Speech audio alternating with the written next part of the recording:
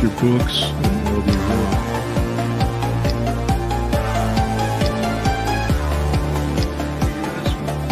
Go ahead, Win. I mean, it can be done either way, where you're... I just...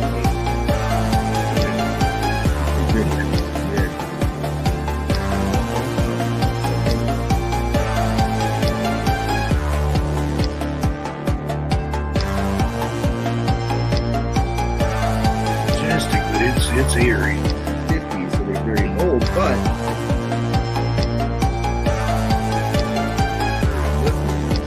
Take that. So trees are 40 foot high to the ground. Down through Fayette County and come Whatever it is, raining has such a whatever it is,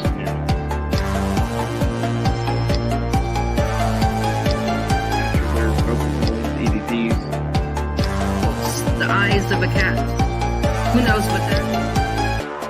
witch doctor. Usually there.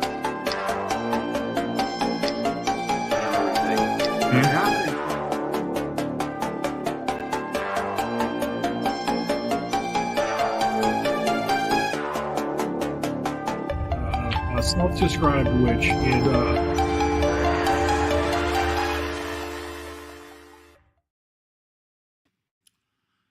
hey folks, good evening and welcome to another episode of Phantoms and Monsters Radio, where we explore the strange and the unexplained. I'm your host, Lon Strickler, and thanks for joining me. Now, if you enjoy our content, please like, subscribe, and share our presentations. Please feel free to place a comment on as well. So the super chat is active during the show, so please show your support for Phantoms and Monsters Radio by clicking the dollar icon under the chat. You can also support us by using Super Thanks or Buy Me a Coffee.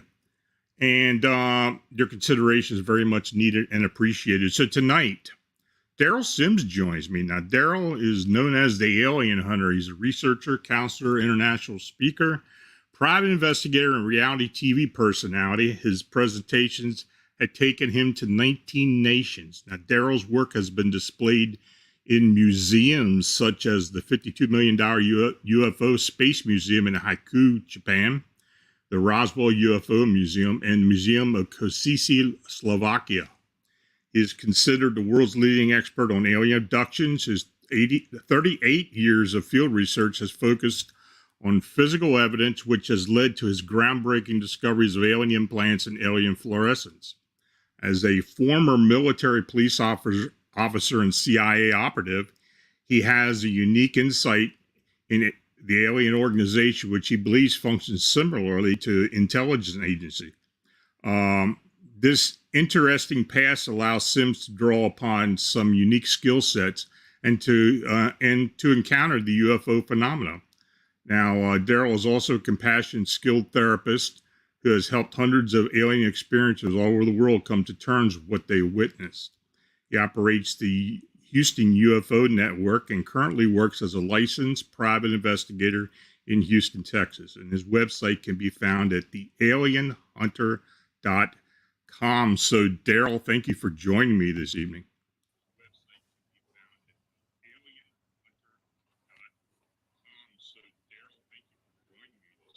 I'm delighted to be here, Lonnie. You're a historical marker on the radio program. I'm telling you, people know you everywhere. I appreciate that. I know that you did have an encounter when you were younger, and if you want to talk about that, fine. But how has it led to what you do today? Yes.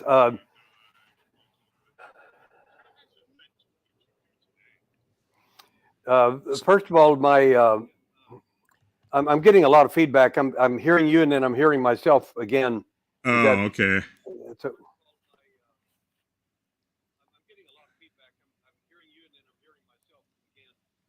maybe Vincent can fix that.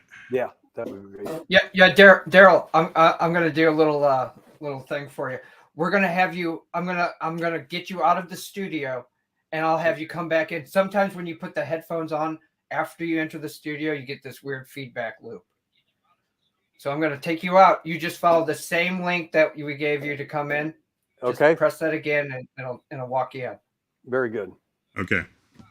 So, folks, until we do that, I just wanted to say I've got some issues coming up medical wise, and we may have some changes in the schedule towards the end of the month. But after I get that straightened out and I know more, I'll let you know what's going on. Anyway, there we go. See what Derrel's coming in now. Okay, Derrel, are we good to go? I think we're all right. Let's. Okay, sounds good. Okay. So, like I asked you before, I know you had some issues or you had an encounter when you were younger. Can you kind of tell us a bit about that? Plus, how has that affected or had it, impacted on what you do now? Lon,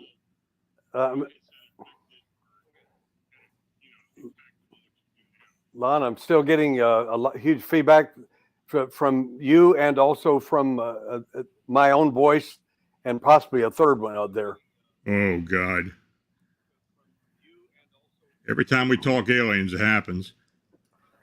Okay, so if you'll bear with me, I'm going to once again take you out. I want you to just reboot your system and then go back from there. I think it's just you got a bad connection or something. I can hear me on your feedback loop. So yeah, I can hear it as well when you were talking. Okay, folks, just bear with us. We'll get Derrel in here. Yep. You want me to reboot the computer? Yeah, reboot everything. If you could, I appreciate it. Yeah, just thank you for working with us. I'm not sure what the connection. I apologize.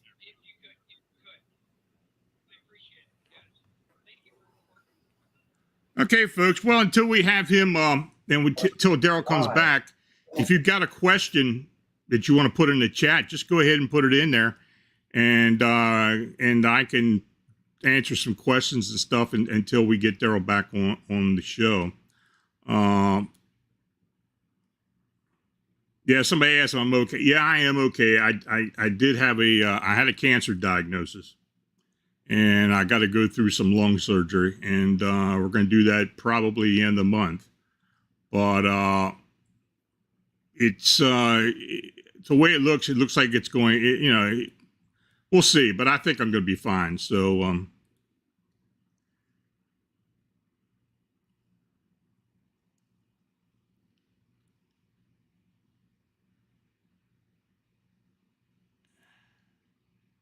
yeah. And, okay, like I said, if you have any questions, just, folks, just hang in with us. We'll get this straightened out. Every time we had, it's live radio, and when we talk about aliens, I don't know what the hell it is, but it's something that does pop up once in a while.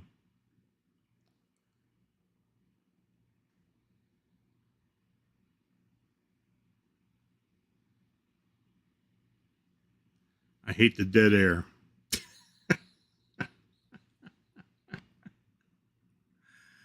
Oh, God. Well, I was going to save this for the end of the show, but I will say that I will tell you what's coming up. Next Wednesday at 9 p.m., I'm going to go ahead and present another Personal Reports episode. And next Friday, we're going to conduct a Malevolent Haunting Roundtable. That should be a very informative show.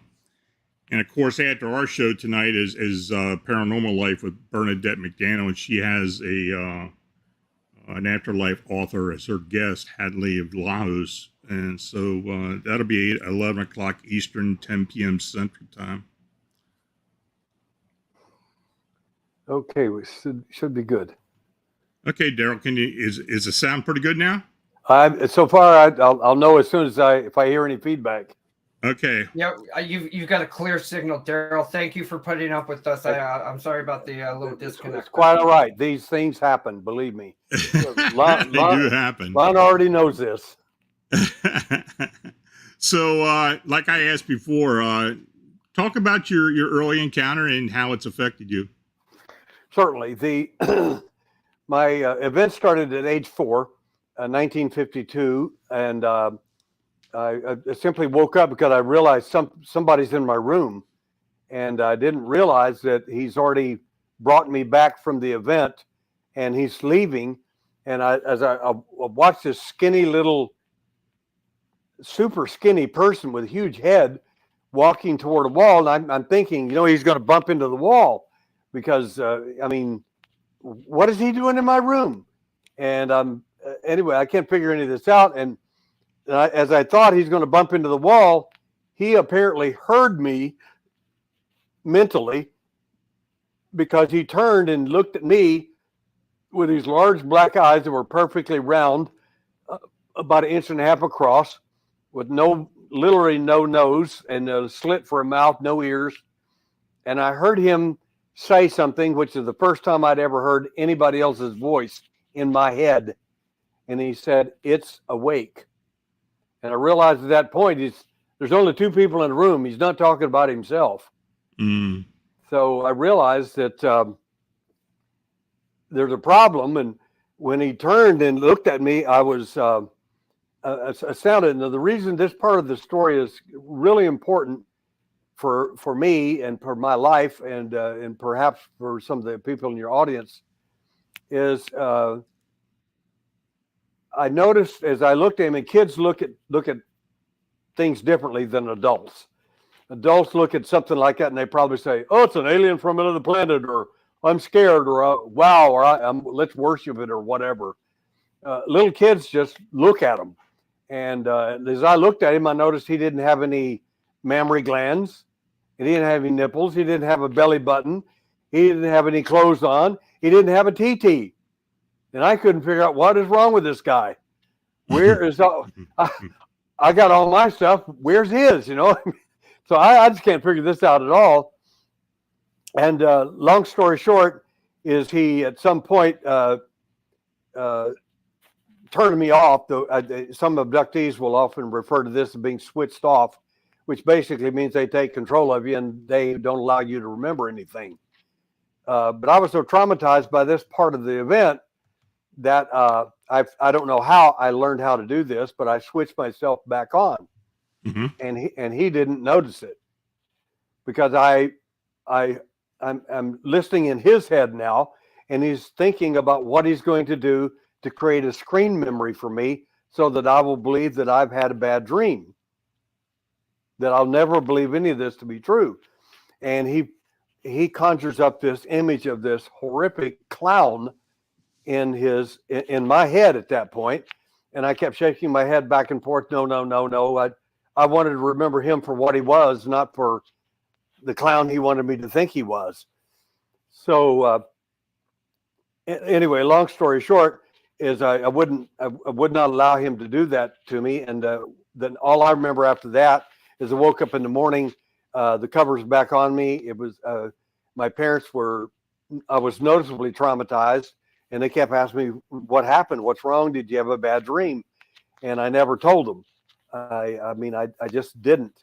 My mother, who passed away this last year, was good night. She was 89 years old, and she said, "I saw you on TV and everything, and I know you're an investigator, but they said you were an abductee. That's just not right."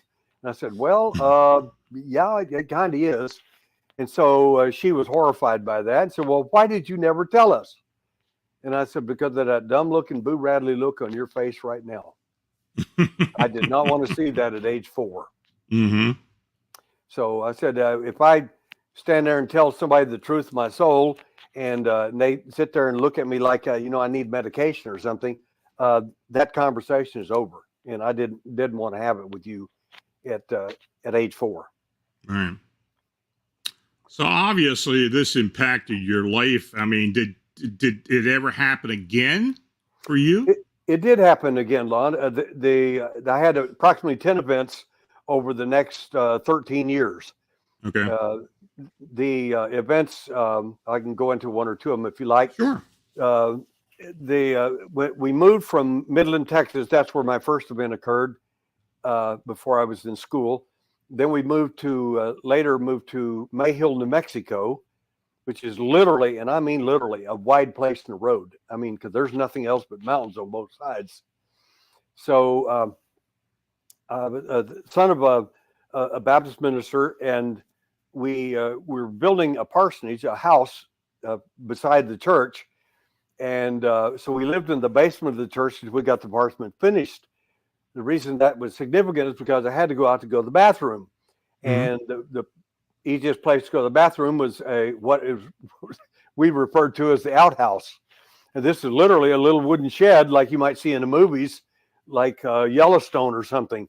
That's literally what it was. It was just an outdoor toilet, outdoor privy, whatever you want to call it. And I went out there, used the bathroom, shut the door, and there was the same cosmic skinhead looking at me. I mean, I was just stunned. And then I disappeared and with him. And the next morning, that was on a Friday.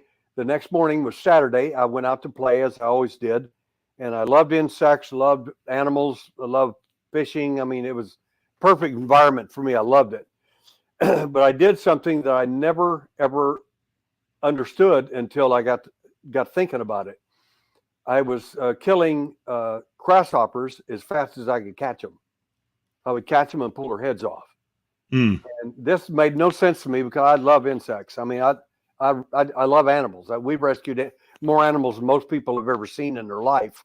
And my daughter's still doing that now, and that's in Scotland. And anyway, as I caught another grasshopper. Had literally hundreds of them laying there on the ground dead. And I looked at him and I got him real close to my face, and I realized, what am I doing? And I realized that's the wrong insect. The insect I thought it was that of a praying mantis, a triangular head. I looked at it closely and realized wrong insect. And that was the one that got me the night before. Oh, so you had an encounter with an insectoid then? Okay. That was not a lot of fun. So the bottom line with my events, I don't consider them that significant. I have 2,000 cases worldwide that I work, from India to Japan to South America to here, even in Romania. So I use my cases as an illustration for myself, but I don't use them as a standard for everyone else, because there's so many cases that are very good cases to look at. I choose to use those rather as illustrations, but I use my own so people realize I have had the events and I kind of know what I'm talking about. But what was most significant in all of my events was the ability to switch myself back on when the alien turned me off. Now, since I learned how to do that accidentally in the first event at age 4, I still practiced that over and over in these events. And the wonderful thing was the alien didn't know I was listening. And I never said anything, never interacted with them, just acted like I didn't hear it. But now I'm listening to them talk about what it is they're doing or going to do and what some of their plans are. That gave me a huge insight on the alien phenomena that I've never, ever would have gotten as an abductee or reading information. It's like listening. It's like being a spy in a room and everybody's speaking Russian and they don't realize you speak Russian too. Yeah. It was really bizarre. So I picked up a lot of information about the alien phenomena, what they're up to, who they are, what's going on, so to speak. It gave me a pretty decent insight from where I'm at, because after my events ended at age 17, I finally joined the Vietnam War. I joined the United States Army and as a volunteer, and went into. I was sheep dipped. And for your audience, what that simply means is when the CIA reaches into the military and they pick out somebody they want. And I and several other people were chosen, and we had no idea where we were going at the time. And long story short is I ended up in Central Intelligence Agency in a spy camp. And that's where I learned some of the tradecraft of the spying business, so on. I was not a spy. I was not hired to be a spy. Those are called case officers. There's no such thing as a CIA agent in that sense of the word. They're Right. case officers, all of them. And my work primarily there was to make that look like a military base, not a CIA base. And number two, my second responsibility was as weapons instructor and a martial arts instructor. Interesting. So, how has your work with the agency impacted on your work now as an alien hunter? I was rather stunned when I first began to learn some of the tradecraft. I was amazed because it was stunning to me that how much the intelligence community, not just the CIA, the KGB, Mossad, all of them, they function the same way, how much it functions like the aliens do. And by that, I mean, they lie, and they lie consistently. Mm-hmm. Deception's the name of the game. It always has been. And when you get ready to tell the truth, you tell them something that they truly will believe to be the truth, and it's still a lie. And one person asked me, so, well, wait a minute, what do you mean? I said, well, it's real simple. I said, how did you like the story at Roswell? First, we made a mistake and told you it was a flying disc, flying saucer. Next day, we told you it was a weather balloon. I said, majority of the people they did at the time believed it was a weather balloon. That was that was the lie. That was the cover story. Aliens have cover stories just like we do. We call them screen memories, but they're cover stories. They're things to hide over what really occurred in the person's event. Mm. Well, I'm an experiencer myself, so I concur and understand exactly what you're talking about. It's but let me ask you this question. Now, since you have had involvement with these beings, and you understand, like you said, their spycraft or their intelligence, what do you believe their actual agenda is with us? Well, it's kind of a difficult answer because there's so many facets to it. But Right. the general aspect, in my opinion, after 50 years of research, is that this phenomena, first of all, hasn't been going on over 150 to 200 years. Mm-hmm. We're new to the game, so to speak.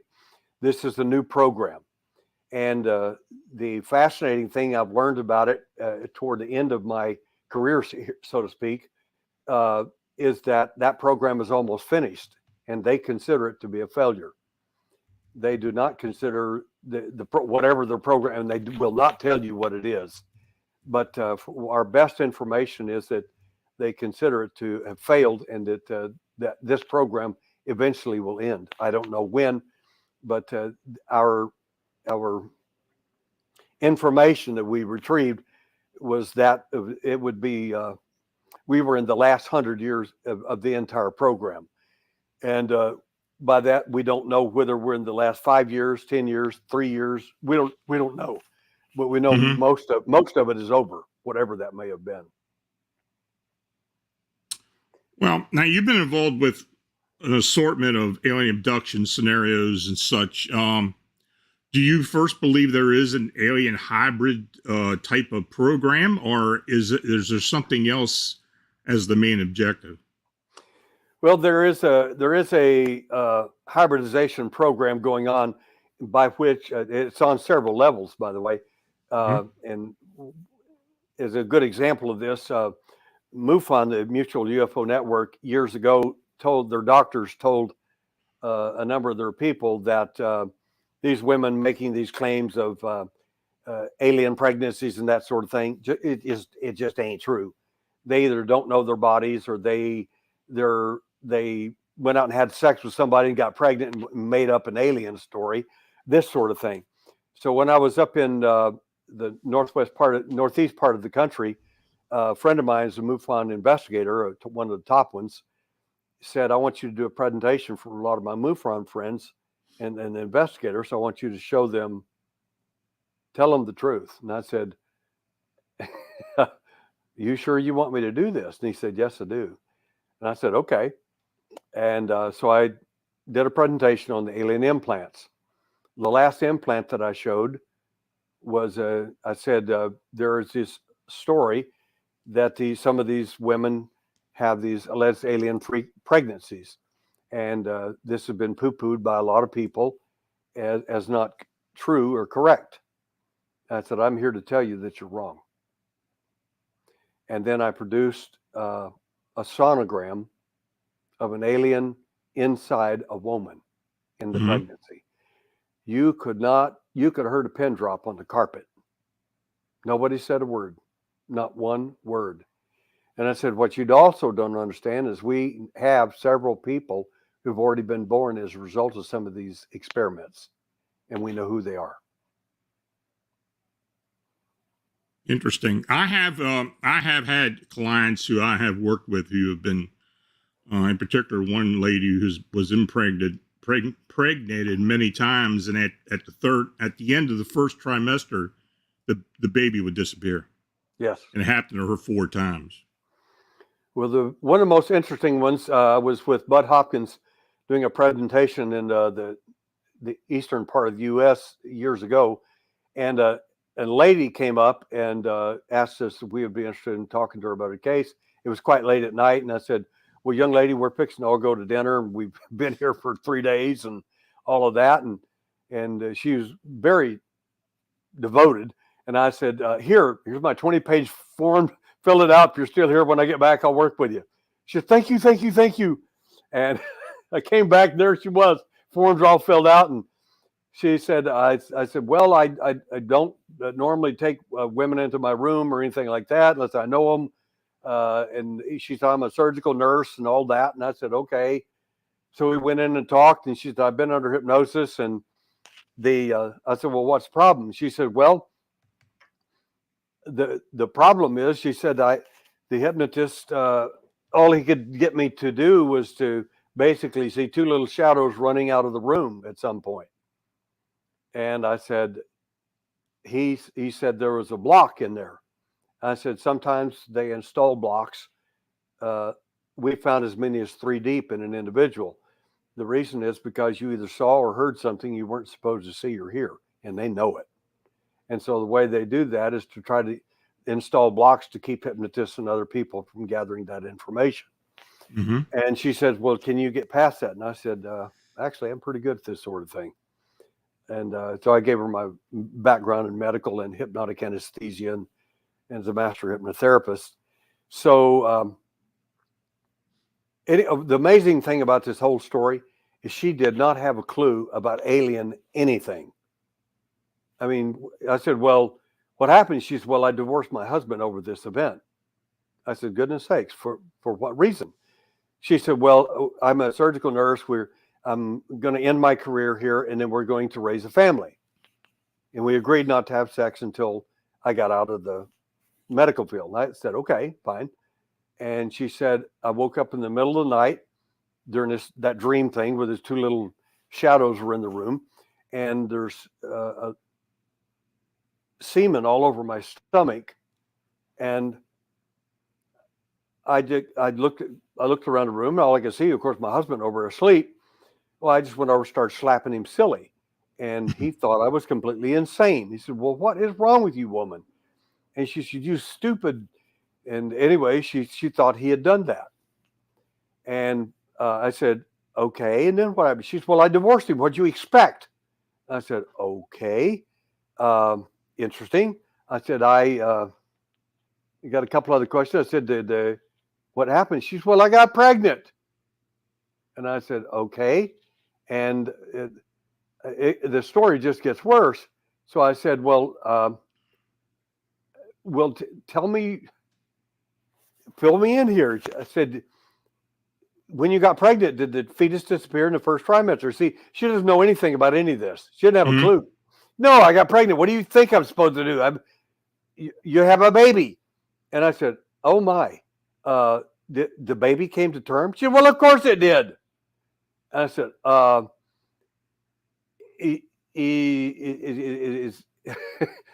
how's your child now? And she told me, and I said, okay. Was there anything unusual about his birth? And she said, now again, she doesn't understand. She didn't know a thing in the world about alien anything.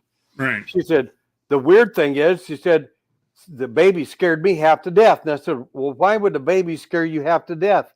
She's because he looked like a praying mantis. And I said, okay. And I suspect that I've seen the baby pictures. I got pictures of everything. And he doesn't look like a praying mantis. He does look a little odd. But the thing is, I think she attached the meaning of the alien that picked her up, attached that memory to the child because of the weirdness of the event. Mm. So anyway, it was very similar to the Betty Barney Hill case, long bendable needle. And she said, well, how are we going to find out what happened? I said, it's real simple. We're going to do something real interesting. And I did the procedure, and she opened her eyes. She goes, oh my God. And she remembered everything in detail, because what I did basically was to run her program, whatever happened to her. And this is going to sound a little odd unless you're very extremely skilled in hypnotherapy and memory recovery, you're not going to probably understand this. But I ran the program backwards. Now, there's two reasons I did that. Number one, because the blocks won't work that way. And number two is because you can't lie backwards. Right. One of the reasons police officers bring you into a room and question you for hours is they try to take apart your story, and they start making you recall parts of it, pieces of it that they're sure that wasn't true, and are trying to get, if you're not telling the truth, you can't fabricate that thing correctly. In other words, your lie is not in correct. It's not in a memory succession. That's why it's usually easy to get two people who are making up stuff. You can see holes in their story. Well, all this came to her instantly, and she realized, oh my God, I left my husband for no reason. Well, yeah, duh. And I said, well, is your son alive? And she said, yes, of course he is. I said, has he had a very troubled background? And she said, yes, he did. And I said, would he, you think, be available for a DNA test? And one doctor asked me, he said, well, that's not going to prove anything. It's going to prove that you went out and had sex with somebody else. And I said, you guys are all the same. You know, these people, no wonder they don't trust you. They don't talk to you. I said, here's the deal. I said, we'll do the DNA test, but what we're going to find, in my opinion, is that the father is, in fact, not her husband, which you're not going to be surprised about at all. It's going to, in your opinion, confirm that you got it. So the second thing we're going to find is, lo and behold, the DNA is also not hers. It's not her egg. I said, listen to me carefully. I said, many accounts the women will talk about how they took their eggs. Betty and Barney Hill, a good example, like they did with this woman. And by the same token, men, they took their sperm. Right. What do you think they're doing with eggs and sperm? They take them to the milk factory, and that's where they develop them into hybrids or whatever part of the program they're working on at the time, which they, for the most part, keep pretty private. Interesting. Yes. You know, I have been working with experiencers and alien abductees for almost 30 years now. Let me ask you this. Do you believe there has been the protocol for alien abductions has changed over time? In other words, just like with Betty and Barney Hill, they were brought upon a craft, they were experimented on, it was a horrific experience. And as time went on, we had more and more of these incidents where bodily fluids were taken, and it seemed more of a hybridization type thing. And in more recent years, to me anyway, it seems that when people have been taken, they're experiencing a wide variety of different types of beings. I mean, anywhere from the grays up until the insectoids. And, but it doesn't seem to be as invasive with them as it was previous. Have you noticed anything like that? Well, I finished my last 26th surgical intervention for an alien implant in India, Right. and in that case, they were as active as ever. And in her case, there were the Nordics were involved, a reptile, and several gray aliens, and they all had distinct different things that they did with her to basically, in my opinion, to give her memory whatever they wanted it to be, so to speak, whether screen or otherwise. I've got Lon. I've got some cases of a lady called. The two people called this last week, wanting me to do a TV program for them, and one of the things they want to talk about was, are there injuries and things like that in these events? And I laughed and I said, in many of these events, injuries are prominent because of the fact they take pieces of skin, either from scoop marks or from. We've got cases of pieces of big chunks of skin missing out of a guy's neck.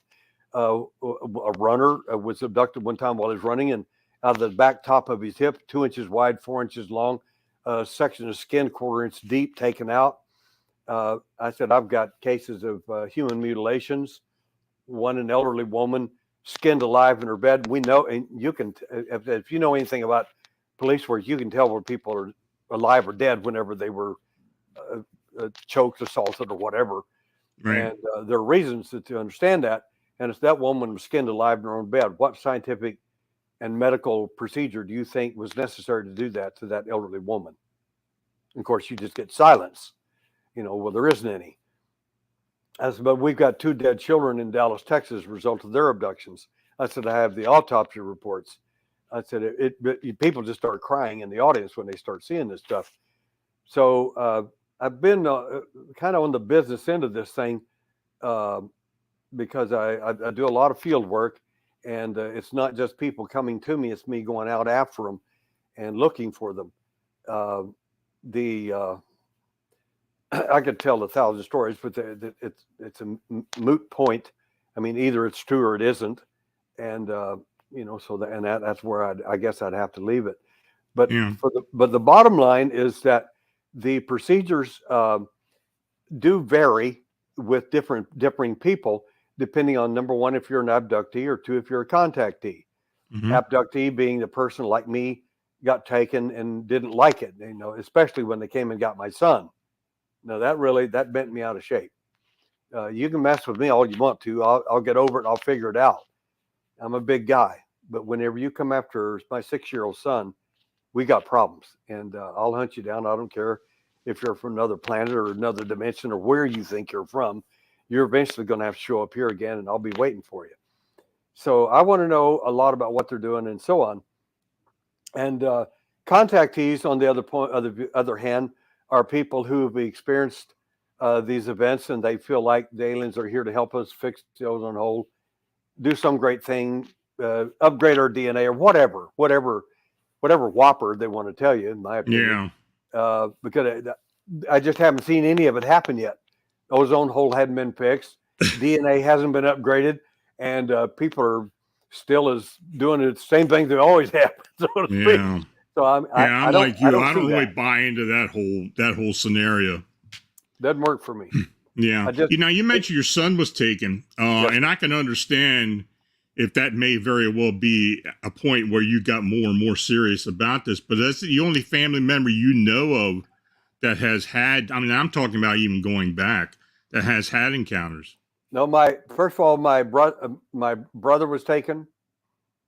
We later found out, much, much, much later, my father, in all likelihood, was taken.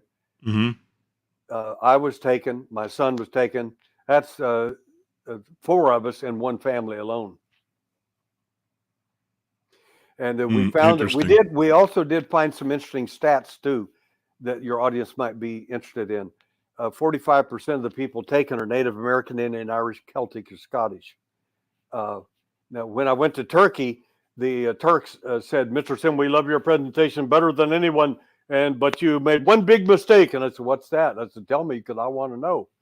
It's, "Well, we're Turks. We're not Indians. We're not Native Americans." And I said, "Well, even if I were incorrect about that," I said, "you would be the 55% that weren't Native American, Indian, Irish, Scottish, Celtic. But the fact is, I'm right, and you're wrong."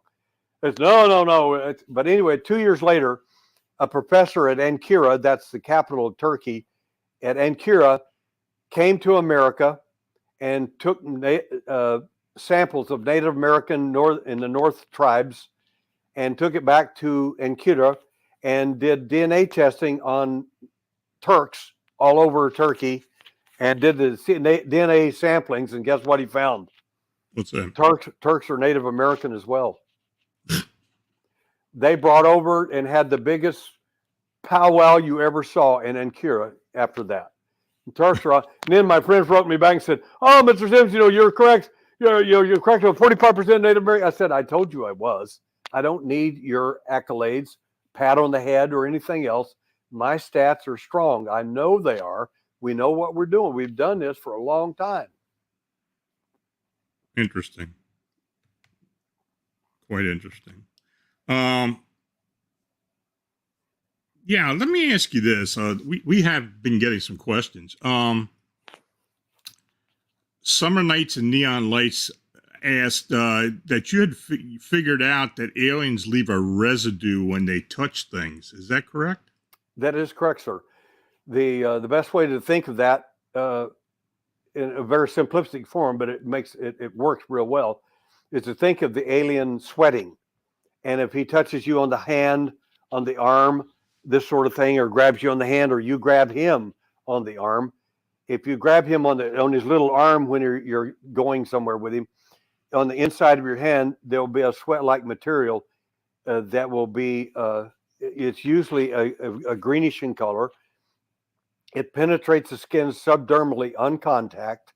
That means it's simply going to be, it's going to penetrate your skin deeply so that you can't wash it off. We've had doctors use various chemicals. You can't get it off. It'll wear off in about 48 hours to several days. The fact is that this chemistry, some think it's a chemical signature, some think it's something else. There are all kinds of theories about what I made that discovery in 1992 when I was working with one of our abductees. My senior investigator is an engineer and a genius IQ, by the way. We were working with her, and I asked her, I said, "May I look at your exposed arm and neck and everything with a black light?" And she said, "Why?" And I said, "I don't know." I said, "My intuition tells me that we're seeing things in the visible range, but we need to be looking in the invisible." And I said, one of the first areas I want to look at is UV. And I took the UV light and found on the inside of her arm right there a large fluorescent Mandelbrot set. A Mandelbrot set is a mathematical construction of fractal geometry, which illustrates the order and chaos. And that fractal was on the inside of her arm. And of course, when she saw it, she just like a rape victim. She said, "What the blankety blank is that?" And I said, "I don't know." And she ran to the bathroom and started scrubbing as hard as she could with a washcloth. And the harder she scrubbed, the brighter it got. And I mean, she started crying then. Because you realize you've been violated. What is that? I mean, there's two primary approaches to the fluorescence, as we call it. The one where they touch you or you touch them and you get the fluorescence on you. It's a good marker for you because it tells you that your event you weren't asleep in an altered state. Your event was 3D. It actually happened and they took you somewhere. It's just that simple. About 80% of these abduction events or contact events are not physical like that. Many of them occur in your bed or in your car or wherever, and you didn't go anywhere. Now, a lot of people get offended when you say that. Jen, well, you're saying I'm not an abductee or a contactee. I'm not saying that. I'm saying the contact methodology is 80% of the time is not to take you anywhere. They can do whatever they want to do where they're going to meet you. It's that simple. Mhm. But in a number of cases, like when I was 4, I went out right through the wall with him. I mean, it's just that simple.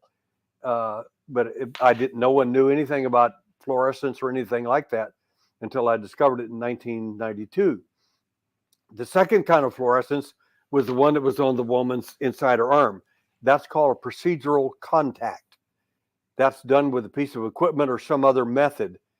I'll be in Manchester, and also with our I should say this is really cool. We got a conference. I'm going to demonstrate this in great detail when we go to Encounters Quest that's in Hamlet, North Carolina. It's at encounterquest.com for your listeners. And I'm telling you, we're going to have a blast there, because I'm going to demonstrate handwriting analysis and how you can and use skills like this to spot whether people are abductees and contactees, even if they don't know it. It's just a plethora of wonderful things I'm going to be showing there that we've kept quiet for a long time, and now we'd like to share them with people and let people see the way it's going to be. But that's going to be on April 1st in Hamlet, North Carolina, and I'm telling you, it's going to be a blockbuster. But I'll be demonstrating the fluorescence procedural, and I'll be checking people there who want to be checked for this sort of thing, and also be checking them for possible alien implantation. Good. I mean, that sounds like an interesting conference. It's going to be a riot. Jose Sanchez asked, could some of the gray ETs be wearing suits in order to cover up a more gruesome appearance? I've had one abductee tell me that. What are your thoughts on that? Well, Lon, I'm a former police officer and have been a private investigator for 40 years, and my background in the intelligence community for 2 years in covert operations. I bring a strong investigative background to this phenomena, and being an abductee on top of that, and being able to separate all of that, gives me, I think, a pretty unique point of view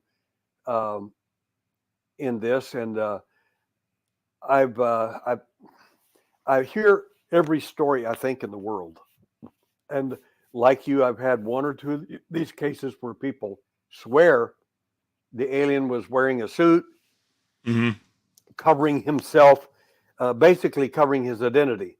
And by and large, 99% of the people who do see the alien, so to speak, don't describe that. They describe that the alien may be wearing a bodysuit or something like that, or a tunic or a hood or whatever. But generally speaking, the alien, what you see is what you get. I mean, you're looking at the real deal. Right. In most cases, the alien fake suit, I don't understand the logic for that. It doesn't mean it isn't true. It just, I mean, maybe an alien wanted to hide in a suit. That's possible. But I don't see the value of it, because there's so many others that have been seen for what they were and for what they did, so to speak. So it doesn't, that doesn't carry a lot of weight with me. I have to go with a big body of evidence, and it's not what I believe, it's what I can basically prove or show evidence of. And the strongest evidence is going to be that there are about 7 of these primary entities that are showing up. Mm-hmm. And I call them the usual suspects. And for those of your audience that want to see that in any degree, they can go to alienhunter.com and thealienhunter.com and just click on it, and it'll email me automatically and ask for you want to see spires on the moon, or see know things about the alien, or things about why they chose you. We can talk about that if you want. There are 6 primary reasons why they choose abductees or contactees, in my opinion. And there may be 100 reasons, but there's 6 that I'm extremely confident of. I can go to court with that one. Can you detail those? Yes, sir, I will. Thanks for asking. leading more leading questions here. And this it's real important for your audience to. I'll give a little bit of context for this. I was doing this presentation in good night. It's early 1990s, 1994, 5, something like that, in Laughlin, Nevada. Mm-hmm. And Dr. Carla Turner and her husband and others were in the audience. And I was giving this presentation, and I said, there are at least 6 reasons why I think the aliens take you. And one woman in the audience stood up and she hit the fan. She was so mad. That's just not true. And I said, well, actually it is. And I said, I'll give you these 6 in groups of 2s.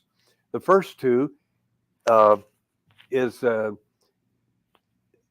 interested in either or of these 6. Your spiritual or psychical ability. And I said, now, before everybody takes off and say, oh yeah, me, I'm psychic or I'm spiritual, so they want me. That's not what I said. That's what you think I said. What I said was, your ability in spiritual or psychical things, they don't care if you're Gene Dixon. They don't care if you're the top psychic in the world. They don't care if you're Billy Graham. That means nothing to them. It's not the skill. It's the way you process. Mm-hmm. You process differently than other people, and they understand that. They understand is not the right word. They're very interested in that because you're not like other people. There's something wrong with you, so to speak, and it's unique. It is.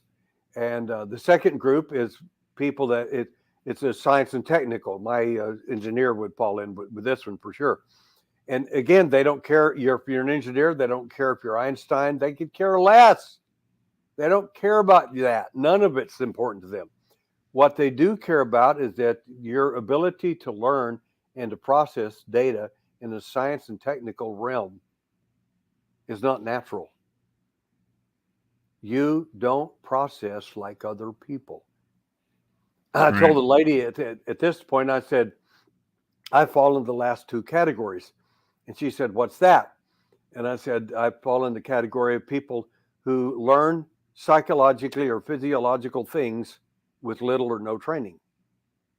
And she stood up in the whole meeting and said, prove it. And I said, well, I was a 3rd-degree black belt at the time in Goju-Ryu and Shotokan karate.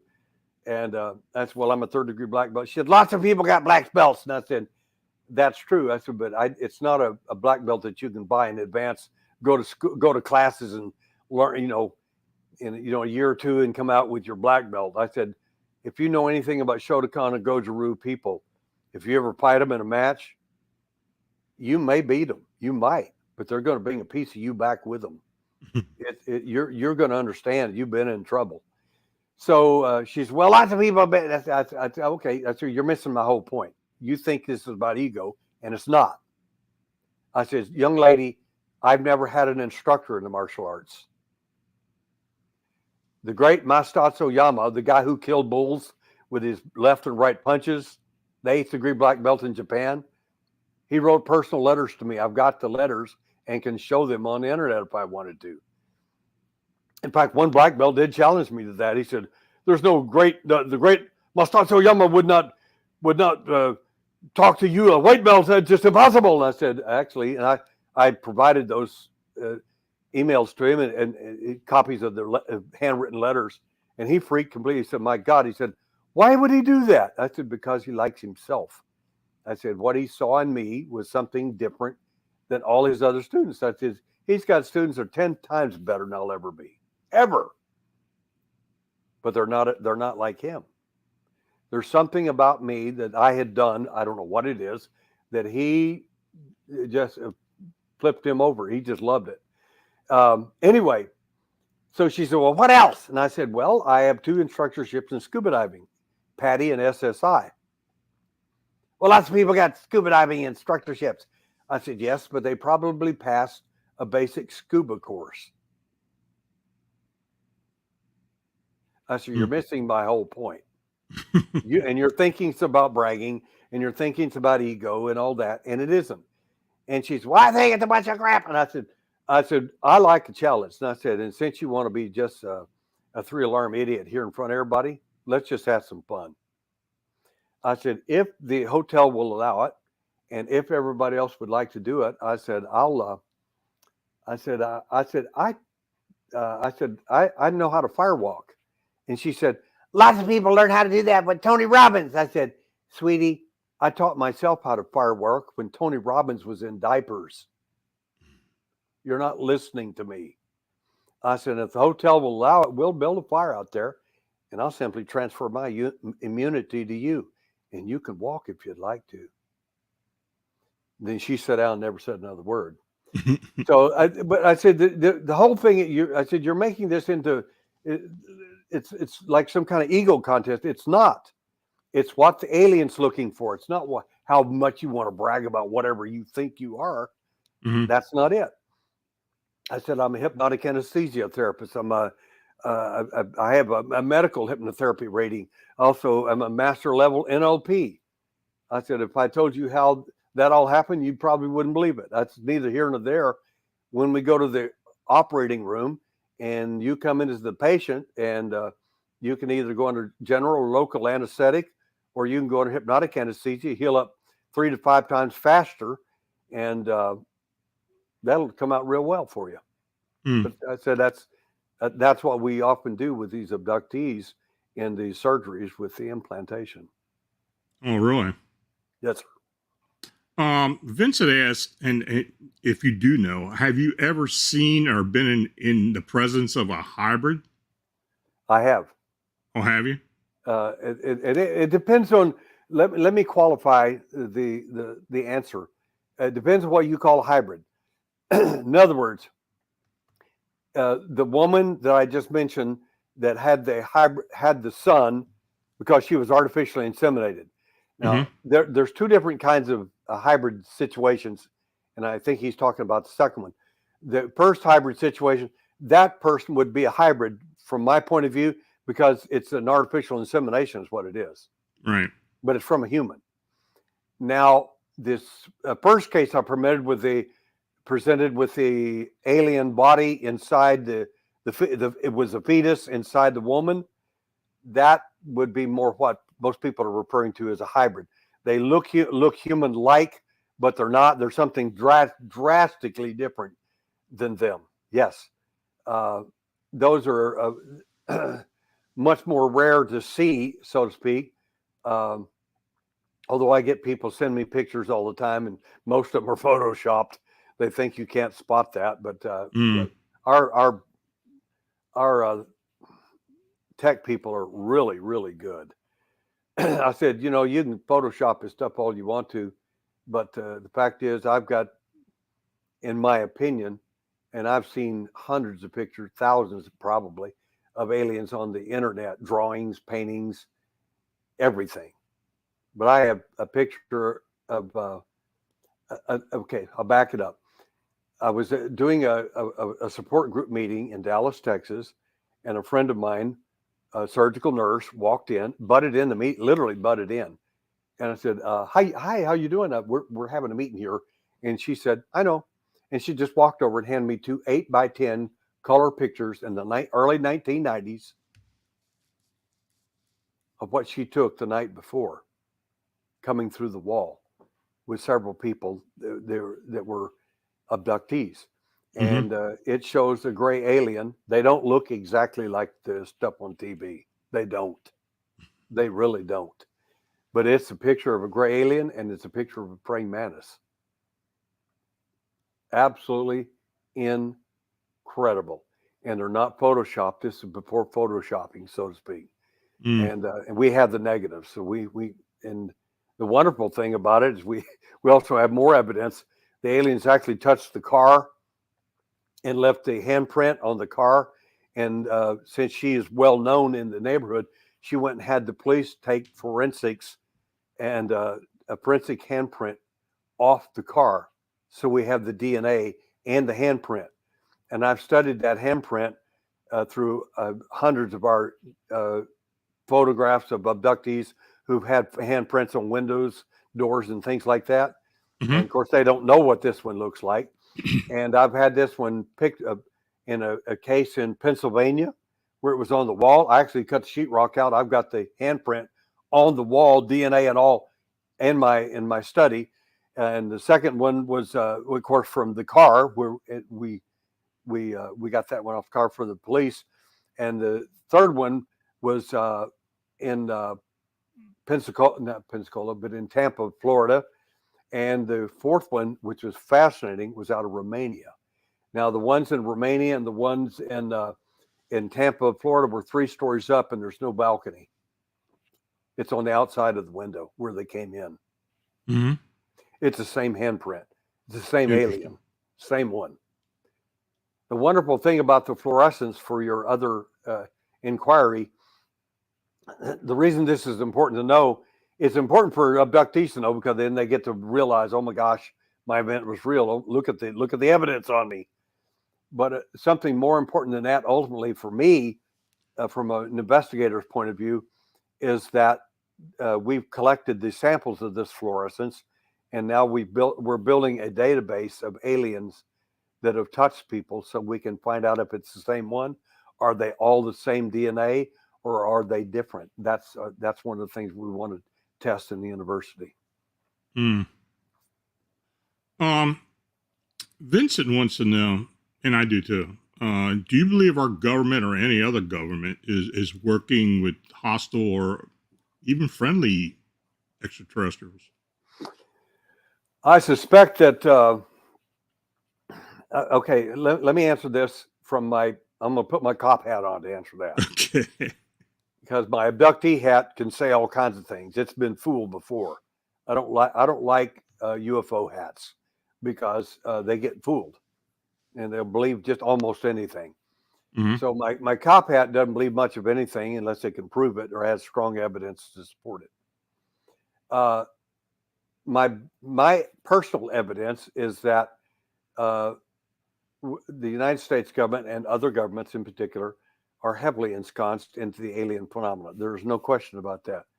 Anyone that doesn't know that simply is not informed, and they're not well versed, and certainly not well read in public and also very private and secretive literature, some of which leaks out to the right people. Number two, I can't prove that our government is involved with the aliens and signed contracts and did okay. First of all, I don't know any alien that can sign anything. I never saw an alien write. The gray alien, the small little gray alien that stands about 3 foot tall, the one that got me to begin with, they have an IQ of about 80. 80. That's a moron. They're made, hatched, cloned, or manufactured that way for the purpose of making us think they're aliens from other planets. They are alien in the sense of the word. They're weird and are not like us, and are working for someone else that is alien in that sense of the word. But my point is that we've studied each one of these 7 primary ones, like the little gray alien that have an IQ of about 80, the taller alien, often referred to as the doctor, so to speak, and the little gray aliens are terrified of him, absolutely horrified, because and people don't understand this. They think, well, they're just like us, but they're just different. No, they're not like you in any sense of the word, and they're a lot different than you can imagine. They're not like you. They don't live in a world like you, and they're not. And all these little terms like, well, just like us, they implant us because we implant animals. No, you're wrong. You can't be more incorrect. It's that you can't make those generalizations to make them stick. Not in research. Now you put the UFO hat on, you can make anything work. You can imagine anything in the world, and it can all be possibly true. But I don't know that how deep the government is involved with the alien phenomena. The answer to the question, I think I can answer it in this way: would the United States intelligence community sell us, the general public, to the alien for technology if they needed to? Yes, they would. Of course they would. Mm-hmm. I don't know that they have, but my suspicions are strong toward the fact that an unholy alliance has been done. Whatever's necessary to get stuff done, they do it. And that being said, Chairman Meow Situng, that's a great name.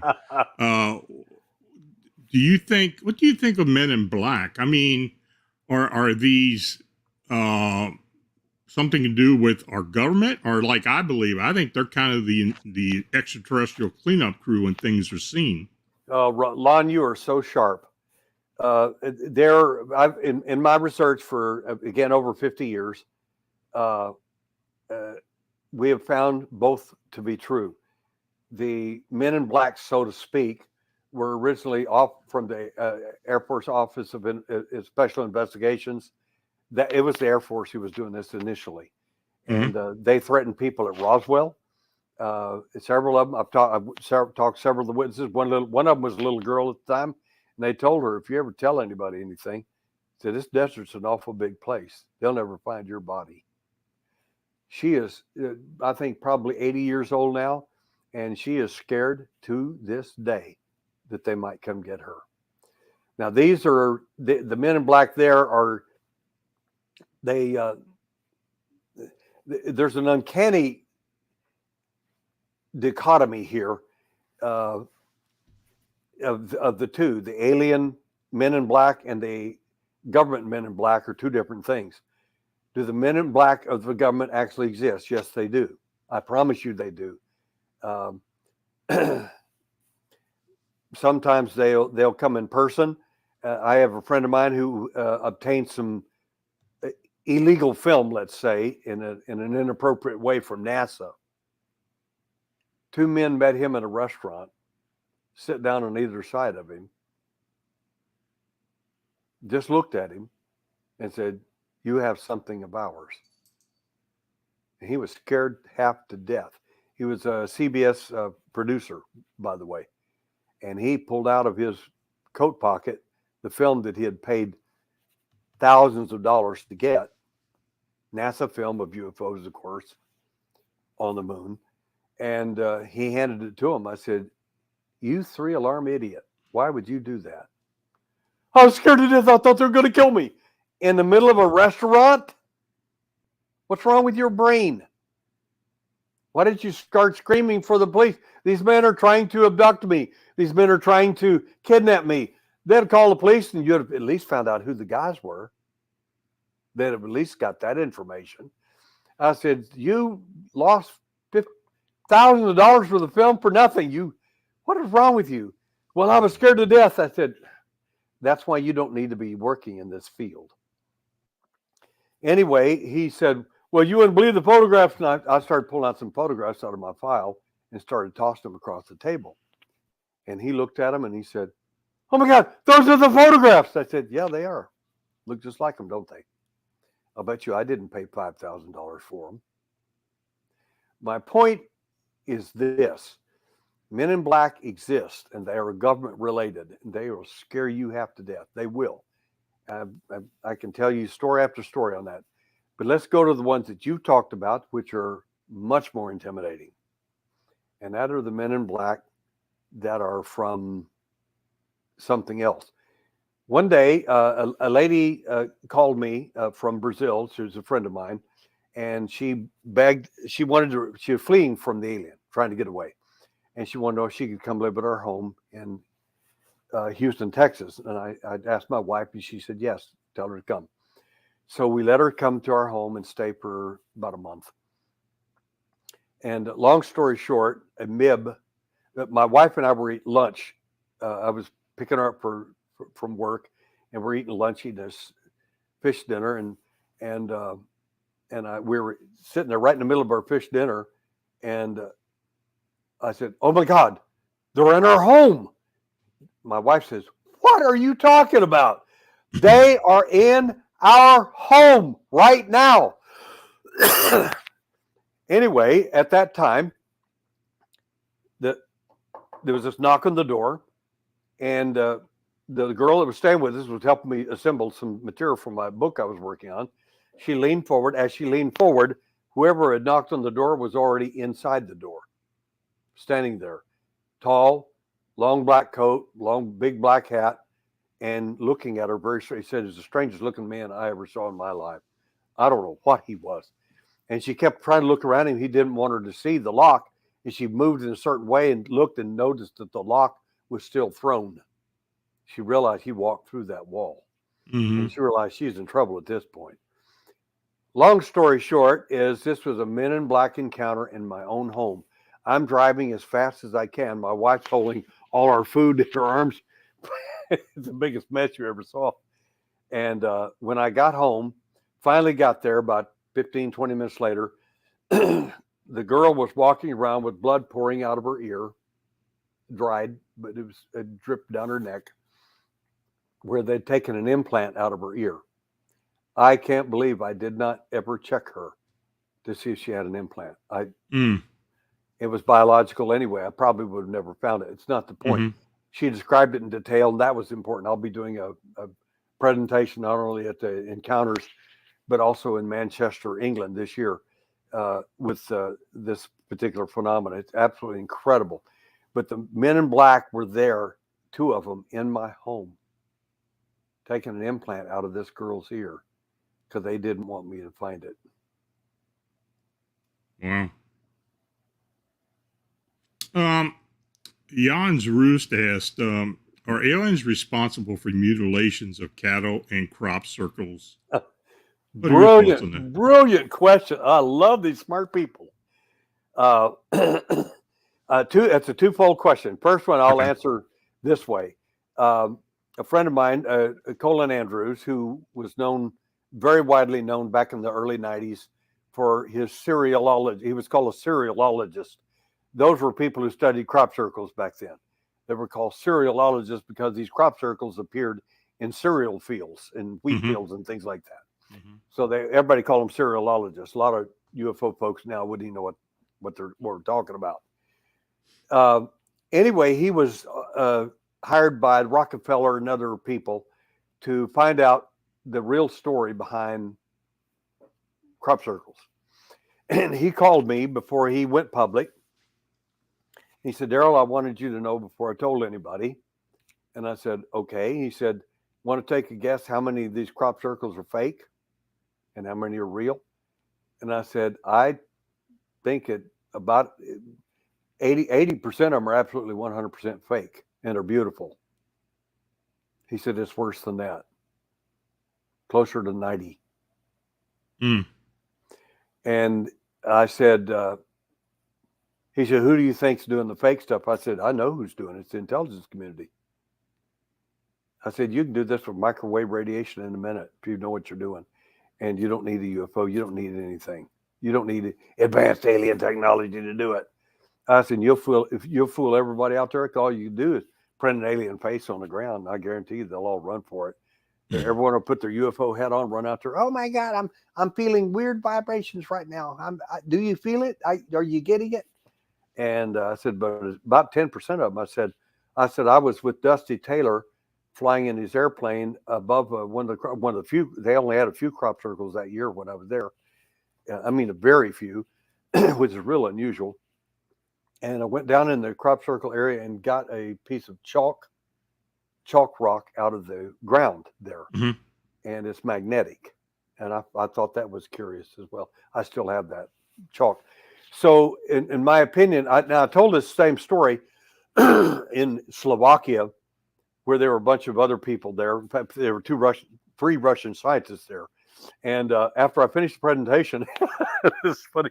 One ufologist got up, one of these guys with the UFO hat on, says, "What up? Oh my God, I don't believe that." He said, they're all real. And I said, "Okay, I don't care." You don't understand. I don't care. I'm not here to convince anybody of anything. It's information. It's data. If you don't want to listen to the data, then go make up your own. It's fine with me. Believe it's all real. I don't care. It doesn't make any difference to me. I said, but I have to know the truth. That's really important to me. So anyway, the young guy asked me, he says, Well, I said the important thing is the 10% are detectable. You can detect that they're real. What method is it you've developed? I said, no, I'm not going to tell you that here. I said, in an hour, it'll be all over the internet. And the intelligence community will know it as well.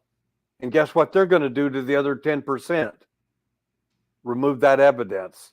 So you won't know which is what, period. I said, no. I said, listen, you're not listening at all. If you had half a brain, you would already know what to do. I've given you sufficient hints in this conference. I've spoken for 3 hours solid, and that's enough. And I'm not going to go any further. And so I stopped. And then when people were coming up and talking and everything. And then after I finished talking, these 3 Russians walked up, hilarious guys. And I mean, they look like little Russian scientists with thick glasses and all of that. And just hilarious little beards and everything. And they looked at me and they smiled and said, "You really are CIA." And I said, "Yeah, you're really KGB." And they all looked at each other and just smiled. I said, "I think we all know how to talk to each other." And that's how we communicated. Mm. So that's the first question, the crop circle thing. The second one, which I think is pretty cool, is mutilations. Mutilations I have several presentations I do on mutilations, some of them just for doctors, because believe me, there's stuff out there you don't want to see.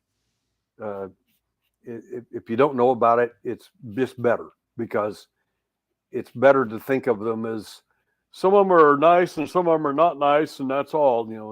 I want to know. I have to know the whole story, all of it, not some of it, not a piece of it, all of it. And I'll give you this a little anecdotal story. This is a wonderful story.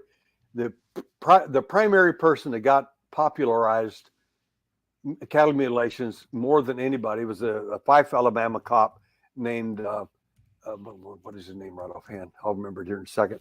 But he's a really nice guy, and he's done some really good work. And of course, Linda Howe and other people did too. But this guy really got it cranked up. He's a Fife, Alabama police officer. And he wanted to meet me at a conference and in San Francisco. And I said, okay. And he said, I'll buy you a steak dinner. And I said, sound like a winner to me. And I got there and I pulled out the salt shaker and took the lid off and sprinkled salt all over this steak. And he said, oh my God, it really is true about abductees, isn't it? I said, about the salt intake? He said, yeah. I said, you better believe it. And the lady that was with him just leaned back against the wall with her chair. And I realized, of course, anytime this guy offers you a steak, you're the one that's on the menu. And he looks at me and says, yeah, he's tough. He's a cop. He's tough. He got that cop hat on. He said, I want to know what you know about cattle mutilations. I said, well, good night, Ted Oliphant. I said, Ted, of all people, you're the expert here. Why in the world would you ask somebody like me a question about like that, which is your field? You know more about than anybody. That didn't work. He said, I want to know what you know about cattle mutilations. And I said, I read a bunch of stuff, but that didn't mean anything. He gets right face to face. I want to know what you know about cattle mutilations. I said, you have at least 3 different kinds. One of them they do. He said, who's they? I said, the alien, whatever you want to call him. I said, the second group is the intelligence community. We did it. He said, who's that? And I said, the military intelligence people. That's them. And there's a third group. And he said, who are them? And I said, this is going to sound a little off. He said, just tell me. I said, people who worship these beings, they'll give anything. They want to be abducted more than anybody out there, because they know if I could just get abducted by them and they would know and see me for who I really am, they would love me. They would realize I'm one of the ones they really came for. I said, those people, they're the ones cutting up cattle and animals, things like that too. That's much more rare. And he said, you had said a fourth group. I said, there actually is a fourth, but I don't pay much attention to them. I said, these are cultists and weirdos, oddballs out there cutting up cattle just because they can. And they're evil, just evil people who hurt animals. I said, but every one of those have a different signature. Every one of them. He said, well, give me an example. I said, your cattle glow in the dark. And I mean, I thought he was going to have a heart attack. Who told you that? Where did you hear that? Where did you find that out? I want to know right now. And I said, your cattle glow. And he said, what color? And so I told him. He said, we never told anybody that. How'd you find that out? I said, Ted, I used to be a cop. I'm not stupid, you know. I can find things out. I used to be along to the intelligence community. I have a few skills left. And anyway, he says, well, I think it's all the intelligence community. He said the military. I said, it's not the military. It's the intelligence community. Well, it's the same. I said, no, it's not the same thing. I said, I was in the military, and I don't like you blaming people like me doing stuff like that I would never, ever done. And I don't know anybody else that would have done it. I said, now the intelligence community, these boys will do all kinds of stuff, have and will continue to do. And he says, well, I think it's all the same thing. I said, no, it's not. Well, I say it is. And I said, well, you're wrong. I said, how does it feel to be wrong? He said, no, I'm right. And I said, he said, you got a case, make it. That, which is typical cop talk. Mm-hmm. And I said, don't make me embarrass you in front of God and everybody else in this room. He said, you got a case, make it. And I said, all right. And I gave him the case. I told him about tons of meat falling from the air. Tons of meat. All kinds of animals, including human. And the ones that were human, they found were heart, lungs, and certain entrails that had been sliced very thin. Yeah, still didn't prove it wasn't the intelligence community. I said, you haven't let me finish my conversation. I said, I'm fixing to nail you to the wall. The case happened in 1880. Who in the CIA do you think did that in 1880? I said, you don't know what you're talking about, my friend. I said, you're a brilliant man. You're sharp as a razor, and you're on the right track. But there are 3 other tracks besides yours that you should be looking at. And all of them have different signatures. Anyway, we went through that. And then, of course, then I go into human mutilations as well. From, like I said, I've got 2 dead children in Dallas, Texas, a woman skinned alive in another country. I mean, literally skinned alive in her own bed, not a drop of blood in that bed, not a drop. And I've got pictures of the whole thing. And then, of course, there's the famous water Sponga case in Brazil, the guy who was found dead floating in the water and all that. Everybody, those that don't know about it, if you want to write me, I'll send you free my write-up on the water Sponga case and why I think that it was true and so on and so on. But human mutilations are, everybody tends to think in things of like things being dead. You know, they don't have to be dead. Abductees come back from their events with missing parts. One lady came back from her abduction event with a missing labia. Sometimes people come back with scoop marks, missing pieces of flesh. Or if a reptile gets you, you come back with these huge 3 claw marks down your back or your side. One guy got, I've got a picture of him where he got, the reptile grabbed his arm and he claims he got cancer as a result of it. I don't know that to be true. I can't prove that yet, but I'll check into it, and I am checking into it. But the clearly whatever grabbed him had huge claws, probably 3-4 inches long, and razor sharp. I mean, absolutely amazing stuff. So to me, these are mutilations. I don't care whether you're dead or not.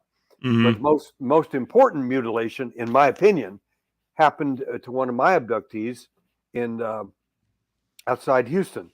I get a call from her, and she tells me about it. And I said, oh, my God, when did this happen? She said, about 2 weeks ago. And this is typical of abductees. Abductees, contactees, and abductees do this. They destroy, hide, or will ignore evidence all the time. All the time. And I said, "You're calling me 2 weeks after your horse was mutilated? Your favorite horse, the horse of your dreams, your life, and you've got a half dozen head of horses out there." And anyway, she tells me the whole story, and I'm sitting there flabbergasted. And what was incredible about the story, she's the only case in the world where the horse was mutilated and brought back alive. Really? Alive. Unbelievable. Incredible. It's one of the best cases. I underscore it as the case of the century for me, because the horse came back alive. And we have our own ideas about why that happened, but that's neither here nor there. The horse did come back alive. They finally called a vet and had it put down with a drug, of course, because they didn't want it in agony anymore. But the back end of it had been literally eaten out. It's just incredible. And there was no signs of fighting or kicking or anything where the horse was laying on the ground. None.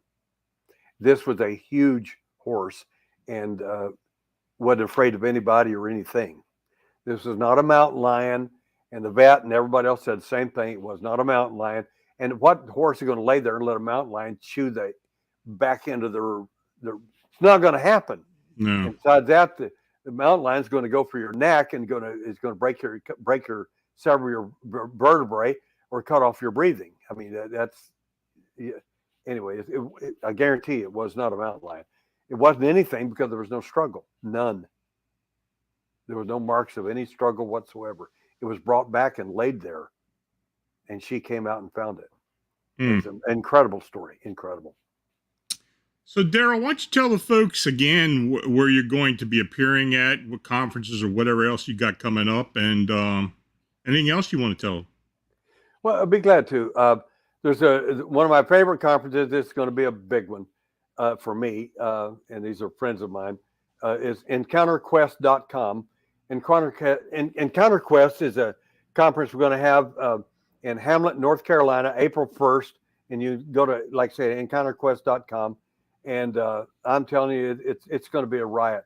I'll be doing a presentation the night before. I'll do 2 workshops, one of alien evidence and implant testing. I'll show you how to find evidence if you've had an alien contact event, there's evidence on you, in you, or around you. And that's just the fact. Then I'll do a second workshop on, it's called The Right Way, which I'll do insight into the character analysis of your character, have you analyze your own handwriting, and I'll show you how to do it and tell you you'll see things about your life that you may have been surprised about. And I'll show you how that works with alien abductions as well. And how we use that for our investigative skills. Great. Well, Derrel, I appreciate you coming on, and we're going to have to get you back on again at some point. So you have a good weekend, and we'll talk soon. Lon, you're a great host, and I appreciate you. I've heard good things about you, and it's my first time to meet you in person. And I am delighted to be on your program. Thank you. Will you take care? Yes, sir. Mm-hmm. Now, if you've had a sighting or encounter report that you'd like to be considered for the personal report show, or even posted on Phantoms and Monsters, feel free to forward to my email at lonstrickler@phantomsandmonsters.com. I want to again thank Derrel Sims for joining me this evening. And thanks to each and all you for watching and chatting. We get some really great questions on the chat, and there's always a great conversation. So please like, subscribe, share, and also share your comments. So like I said earlier, next Wednesday at 9 p.m. Eastern, 6 p.m. Pacific, I will again present another personal reports episode. We've had some really weird ones come in recent weeks, so that should be very interesting. Next Friday night at 9 p.m., we will conduct a malevolent haunting roundtable. We're still working on some of the guests, but that should be very informative. A little bit different than what we did before, so please tune in, and we look forward to you coming on. And stay tuned for A Paranormal Life of Bernadette McDaniel with her guest, afterlife author Had to leave Lajos here on Phantoms of Monsters Radio at 11 p.m. Eastern Time. So until we meet again, stay safe and have a healthy week. Good night.